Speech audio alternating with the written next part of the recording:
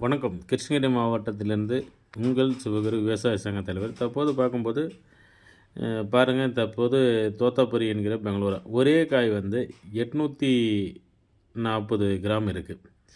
இதனுடைய பார்த்திங்கன்னா இன்னும் ஒரு காய் நம்ம வைக்கலாம்.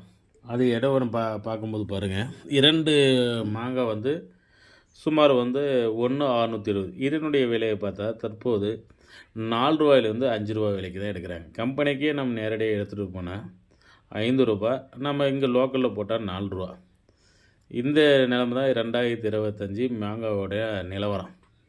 தற்போது நம்ம பார்க்கும்போது இந்த ஃப்ரூட்டியை பார்க்குறோம். ஃப்ரூட்டி வந்து பாருங்கள் 0.140 கிராம் வெயிட். இதனுடைய விலையை பார்க்கும்போது ரூ. 10. நம்ம 2 மாங்காய் வைக்கும்போது அதனுடைய ரேட்டு வெயிட்டை பார்க்கும்போது 160 கிராமுக்கு மேலே இருக்குது. ஒன்று பார்க்கும்போது 800. 1 கிலோவுக்கு எத்தனை சாறு இறக்கலாம் பாருங்கள். கிட்டத்தட்ட ஒரு கிலோன்னு வச்சுக்கோங்களேன். நாம் அதை ஃப்ரூட்டாக பழுக்க வச்சு அந்த பழசாறு எடுக்கும்போது பார்த்திங்களா, கண்டிப்பாக ஒரு 4 லிட்டர் கூட போட்டுக்கோங்க. அதில் வந்து இவங்க எவ்வளோ வாட்டரை மிக்ஸ் பண்ணியிருப்பாங்க, எவ்வளோ இது. இன்றைக்கி ஒரு சாதாரண ஒரு 150 கிராம் எக்ஸாம்பிள் இந்த ஃப்ரூட்டினுடைய ரேட்டு கூட மாங்காய்க்கு இல்லை. முதல்நிலை வகிக்கும் மாநிலத்தில் பார்க்குறது இந்தியா அளவில் பார்க்கும்போது உத்தரப்பிரதேசம், மேற்கு வங்காளம், குஜராத் போன்ற மாநிலங்கள்லாம் இது வரைக்கும் விவசாயிகளுக்கு எந்த ஒரு நஷ்டமும் ஏற்படல. அதுக்கு தகுந்த மாதிரி போகிற அரசாங்கமும் சப்போர்ட் பண்ணிகிட்ருக்காங்க.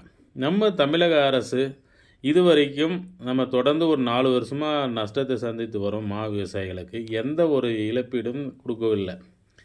அப்படியே பராமரிப்பு கொடுத்தாலும் உதவாத ஆர்கானிக் கொடுக்குறாங்க. அந்த ஆர்கானிக் வச்சு அவங்களே டெமோ கட்டலாம்ல. இந்த மாதிரி நிலைமை நீடிக்கும்போது விவசாயம் கிருஷ்ணகிரி மாவட்டத்தில் வெகுவாக குறைந்து கொண்டு தான் வருது. சுமார் ஒரு 4 ஆண்டுகளுக்கு முன்பாக நம்ம பார்க்கும்போது சுமார் ஒரு 45,000 ஹெக்டேர் சாகுபடி இருந்தது. தற்போது பார்க்கும்போது 35,000 ஹெக்டேருக்குள்ளே சாகுபடி இருக்குது. இதுக்கு மேலேயும் தமிழக அரசு ஏன் செவிசாக்கியில் விவசாயிகள் மேலே கருணை காட்டல தான் ஒரு மிகப்பெரிய ஒரு கேள்விக்குறியாக இருக்குது. ஏன்னா எந்த அரசியல்வாதிகள் வந்தாலும் விவசாயிகளுக்கு இதே நிலைமை தான். இப்படி வருங்கால இளைய தலைமுறை விவசாயத்துக்கு போனால் எப்படி போவாங்க சொல்லுங்கள். இதுக்கு தான் அரசாங்க வேலைக்கும் இந்த வேலைக்கும் கார்ப்பரேட் கம்பெனிக்கும் ஓடுற நிலைமை தான் இருக்குது.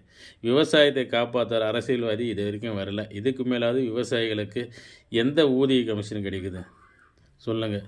மீண்டும் அடுத்த ஒரு நல்ல பதிவில் நம்ம சந்திப்போம். நன்றி, வணக்கம். கிருஷ்ணகிரி மாவட்ட விவசாய சங்கம்.